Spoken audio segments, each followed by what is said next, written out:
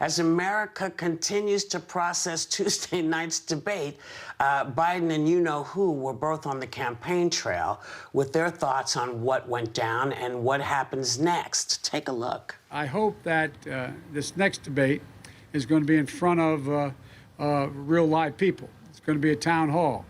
And I just hope we're able to, I'm looking forward to it, and I hope we're able to get a chance to actually answer the questions that are asked by the persons in the room.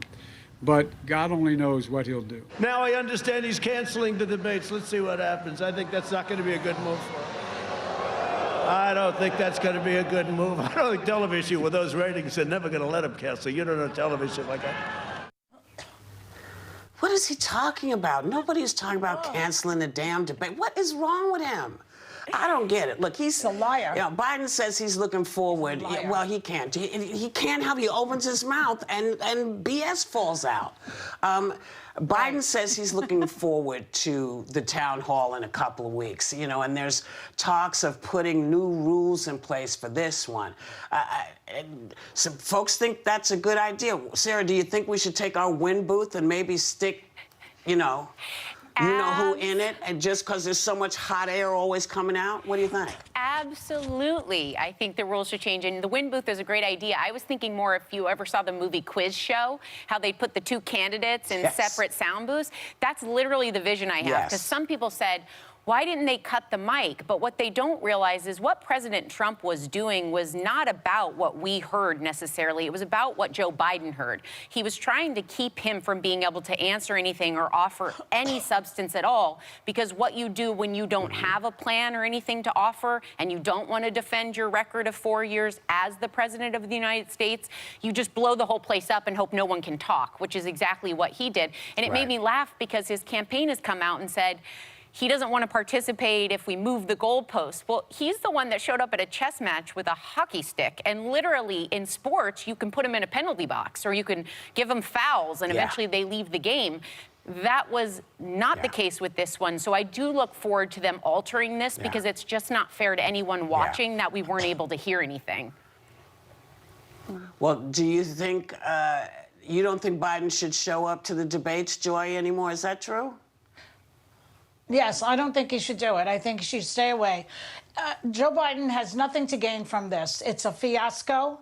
It gives Trump a platform to lie, to give dog whistles to his base, to sort of instruct them to be violent in this very sort of semi-subtle way, I'll say. There's absolutely nothing. Biden is too much of a gentleman to be talking on the same stage with this Neanderthal. Look at what happened the other night when Trump attacked his son, Biden's son. Biden could have gone after him and talked about Ivanka, the consultant, but he did not do that because he's a gentleman. Americans have seen enough. We don't need to see anymore. If you're still undecided out there, you need to see a shrink. You need to see a shrink. And can I throw one more thing in about Chris Wallace? Chris Wallace said, I saw this today or whenever, that he was surprised at the pandemonium caused. Really? Are you kidding me? Where has your head been for 4 years, Chris? I'm sorry. My grandson, who's 9 years old, could see that this was going to be a mess. Or as you call it, a poop storm, Whoopi. Yes, he knew it. Your grandson, not Chris your grandfather. Wallace, he's surprised.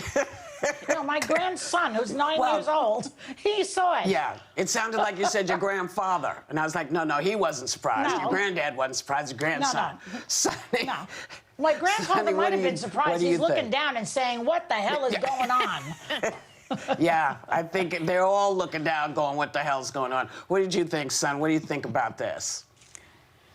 Well, I think the format is going to be different because it's going to be in the format of a town hall. And so there'll be about 15 to 20 voters in the room. And I can't imagine that Trump, well, I can, but I was going to say I can't imagine that Trump is going to behave in that way in front of voters. So that is going to, I think, change the dynamic a bit. And we saw when Trump was in the room with voters on CNN that the voters were asking very pointed, very different, very difficult questions, and Trump was completely out of his element, and we didn't see that desperate, crazy type of unhinged performance that we saw yesterday and last night.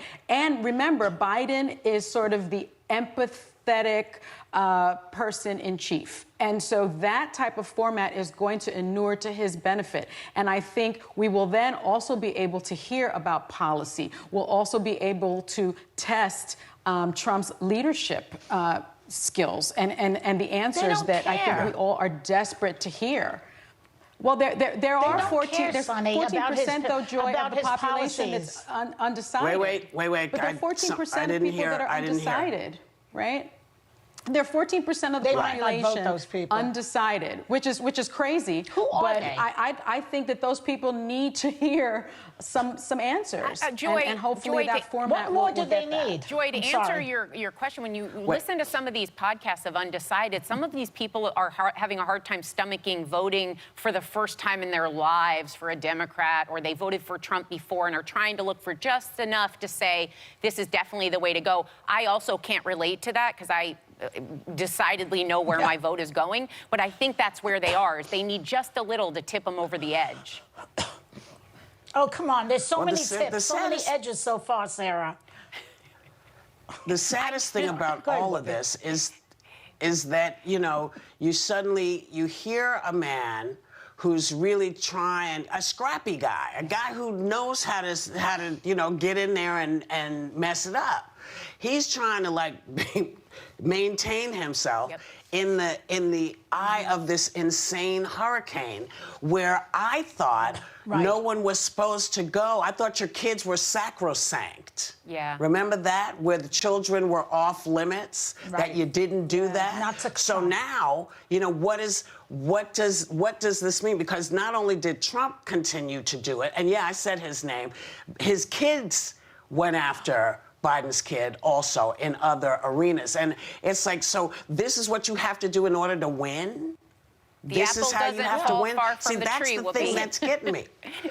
Well, it really But this doesn't. is why Well, this is you know why what? this is why I can't stand these undecided voters anymore, because what more do you need to see to make up your mind? He's attacked the military. He's attacked his children. He attacks people of color. He incites violence. What more do you need? What more?